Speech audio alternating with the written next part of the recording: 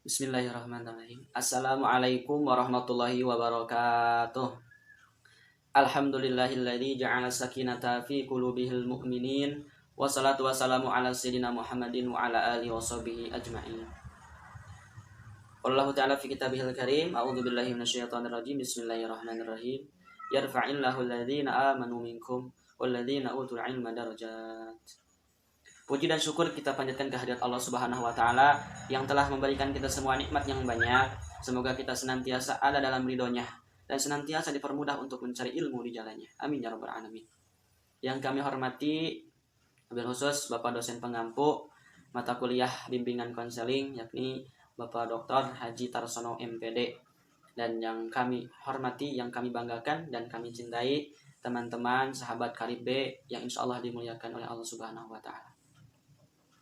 Kami dari kelompok 8 bimbingan dan konseling yakni akan membahas terkait evaluasi program bimbingan dan konseling yang beranggotakan saya Mul Mulyana sebagai moderator dan akan membahas materi terkait pengertian evaluasi BK. Lalu perkenalkan, nama saya Hana Fauziah, NIM saya 1182020088.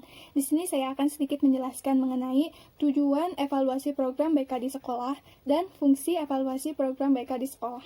Saya Azharul Lana Fitri akan menjelaskan tentang kriteria evaluasi program BK di sekolah dan ruang lingkup evaluasi program BK di sekolah. Perkenalkan, nama saya Epi Ahyan, kelas PAI 4B. Saya akan menjelaskan faktor penghambat evaluasi program bimbingan konseling. untuk itu marilah kita buka dengan membacakan Bismillahirrahmanirrahim. Saya akan menyampaikan mengenai pengertian dari evaluasi program bimbingan konseling. Sebelum kita mengetahui evaluasi program bimbingan konseling, maka kita harus mengetahui apa itu evaluasi.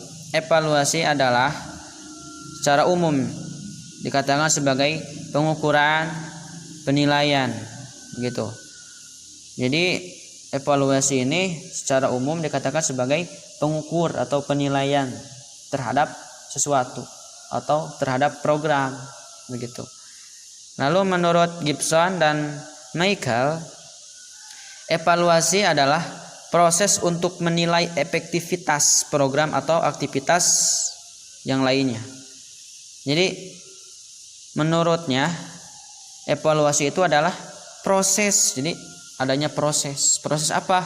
Proses menilai efektivitas sebuah program atau aktivitas program tersebut.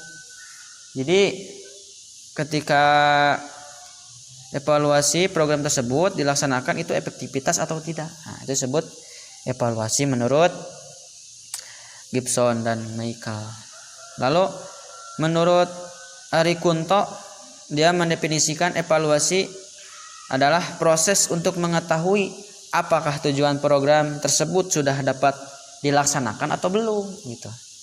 Udah terrealisasi atau belum, gitu. Jadi untuk mengetahui suatu program terlaksana atau tidak menurut Ari Kunto.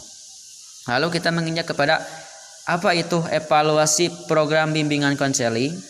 Maka evaluasi program BK ini dapat diartikan sebagai segala upaya atau tindakan yang disengaja untuk mengukur, menilai, dan mengambil keputusan pada program bimbingan konseling melalui serangkaian prosedur atau cara yang mengacu pada kriteria tertentu yang bertujuan untuk memperbaiki program. Jadi evaluasi program bimbingan konseling ini kita mengukur atau menilai suatu program, ya. Program itu diukur, dinilai tergantung atau dilakukan dengan cara atau prosedur. Untuk apa? Untuk mengambil keputusan. Untuk mengambil keputusan agar keputusan yang diambil baik atau sesuai dengan tujuannya. Dan tujuannya juga untuk memperbaiki program. Program itu sudah terrealisasi efektivitas, sudah baik, apabila kurang diperbaiki. Maka itu tujuan umumnya untuk memperbaiki dan menilai. Tapi ada pendapat menurut Badru Jaman, evaluasi program BK adalah sebuah proses pemberian penilaian terhadap keberhargaan dan keberhasilan program bimbingan dan konseling yang dilakukan melalui pengumpulan, pengolahan, serta analisis data yang disajikan untuk mengambil keputusan. Jadi menurut Badrul Jaman, evaluasi BK itu adalah pemberian penilaian begitu. Dengan melakukan pengolahan data, pengumpulan data, dan analisis data. Disajikan untuk apa? Untuk mengambil keputusan. Dan secara umumnya evaluasi ini bertujuan untuk apa? Untuk memperbaiki program tersebut. Programnya itu sudah terrealisasi atau belum? Terrealisasinya sudah baik atau belum? Maka diperbaiki untuk meningkatkan efektivitas suatu program bimbingan konseling. Nah, tadi kan udah dijelasin mengenai definisinya. Sekarang saya akan sedikit memaparkan tujuannya. Yang pertama, dari definisi yang tadi kita tahu secara umum salah satu tujuan evaluasi adalah sebagai dasar mengambil keputusan pada program yang telah dilaksanakan. Yang kedua, digunakan sebagai bentuk akuntabilitas program. Contohnya, data yang dihasilkan melalui evaluasi personil dan evaluasi program dapat digunakan untuk melihat atau mencari penyebab tinggi rendahnya pengaruh program yang telah dilaksanakan terhadap kesuksesan akademik siswa. Penentuan tinggi rendahnya bisa dilakukan melalui kegiatan evaluasi hasil.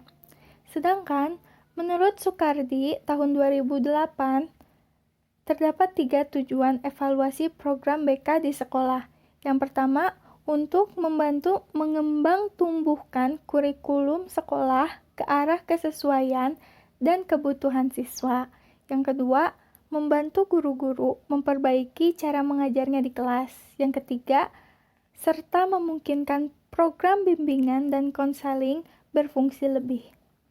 Kemudian, tujuan selanjutnya untuk mengembangkan potensi peserta didik secara optimal. Kemudian, layanan bimbingan dan konseling memiliki tujuan untuk membantu konseli mencapai perkembangan optimal dan kemandirian secara utuh dalam aspek pribadi, belajar, sosial, dan karir, sehingga akan terlaksanakannya layanan bimbingan dan konseling. Siswa dapat mengembangkan potensinya secara optimal. Nah, untuk fungsi evaluasi program bimbingan konseling, menurut Gibson dan Michel tahun 2011 ada 8. Yang pertama itu untuk memverifikasi atau menolak praktik-praktik. Yang kedua, untuk mengukur penyempurnaan. Yang ketiga, mengembangkan probabilitas pertumbuhan. Yang keempat, membangun kredibilitas. Yang kelima, menyediakan pemahaman yang semakin baik. Yang keenam, meningkatkan dan menyempurnakan partisipasi di dalam pengambilan keputusan. Yang ketujuh, menempatkan tanggung jawab yang benar ke pihak yang tepat.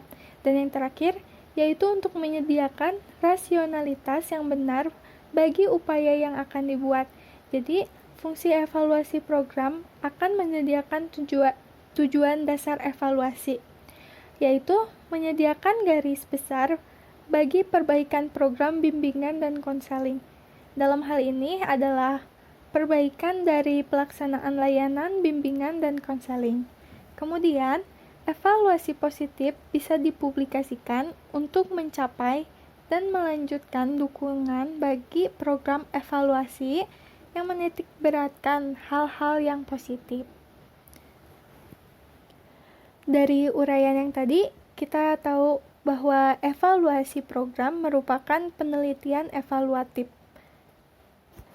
Dan penelitian evaluatif itu dimaksudkan untuk mengetahui akhir dari adanya kebijakan dalam rangka menentukan rekomendasi atas kebijakan yang lalu, yang pada tujuan akhirnya adalah menentukan kebijakan yang selanjutnya. Akan menjelaskan sedikit tentang kriteria evaluasi program BK di sekolah, bahwa kriteria evaluasi program BK atau patokan yang dipakai untuk mengevaluasi keberhasilan pelaksanaan program BK di sekolah itu adalah mengacu kepada terpenuhi atau tidaknya kebutuhan-kebutuhan peserta didik dan pihak-pihak yang terlibat baik langsung maupun tidak langsung berperan membantu peserta didik memperoleh perubahan-perubahan perilaku dan pribadi ke arah yang lebih baik. Secara rinci, kebutuhan-kebutuhan yang dimaksud adalah kebutuhan-kebutuhan peserta didik untuk mengerti dan menerima dirinya. Selanjutnya ada kebutuhan-kebutuhan dari staf sekolah untuk mengerti betapa pentingnya individu peserta didik dan membantu menyediakan pendidikan yang cocok untuk perkembangannya. Selanjutnya kebutuhan-kebutuhan bagi para guru dan orang tua untuk informasi tentang perkembangan peserta didik. Selanjutnya kebutuhan-kebutuhan akan berbagai macam bantuan yang bersumber dari luar sekolah untuk beberapa anak tertentu. Jadi kriteria program BK di sekolah ini mengacu kepada terpenuhi atau tidak terpenuhinya kebutuhan-kebutuhan tersebut bagi peserta didik. Selanjutnya ada ruang lingkup pelaksanaan evaluasi program BK.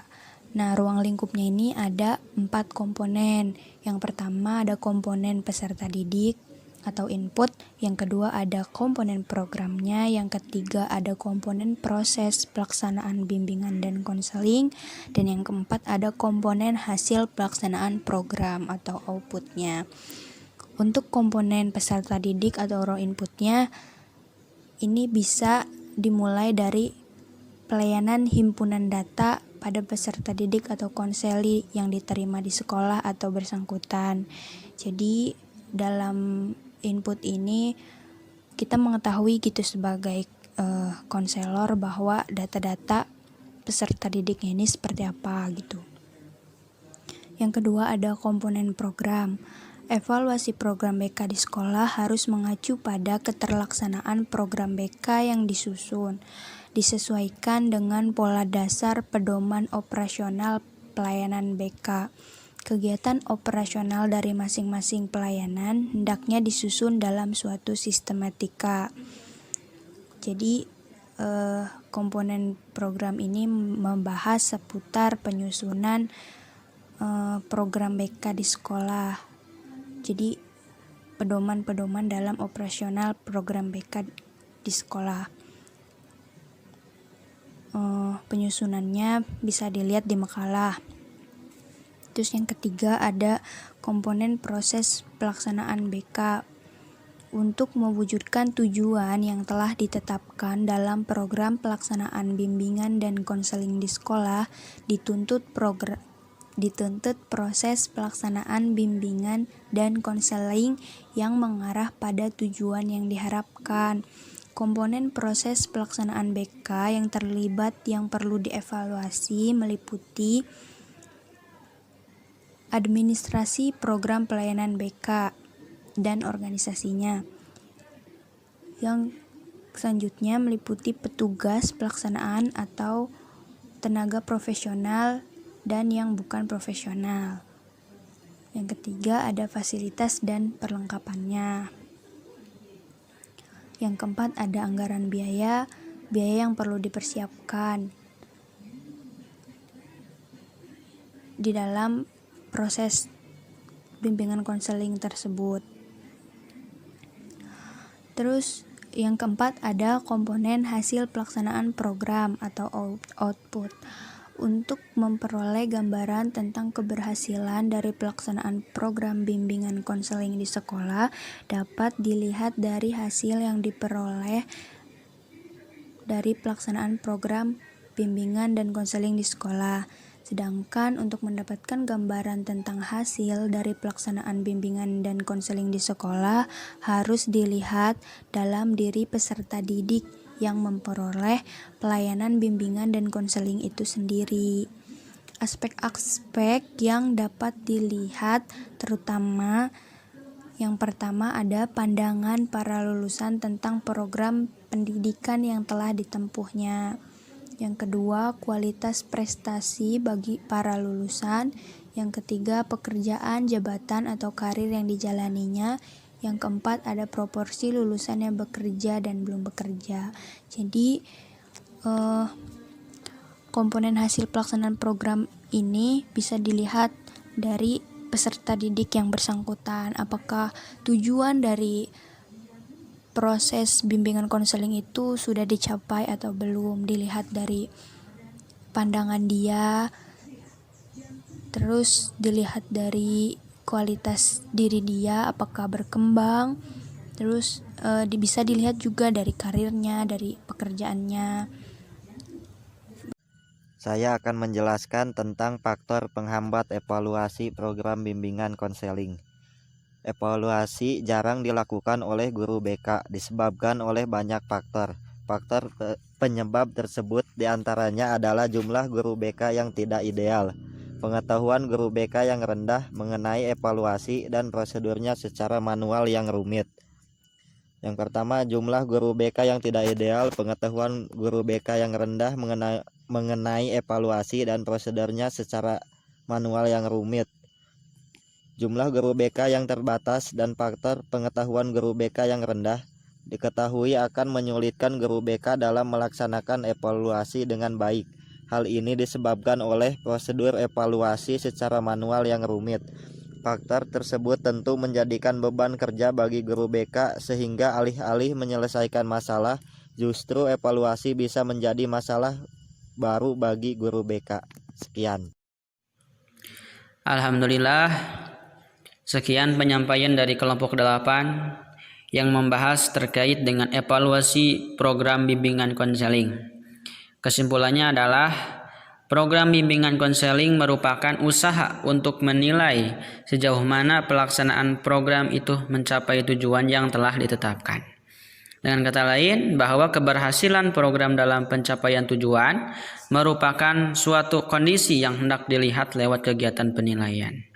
Oleh karena itu, dengan adanya evaluasi bimbingan konseling, maka program tersebut akan berjalan dengan baik dan sesuai dengan tujuan yang ditetapkan.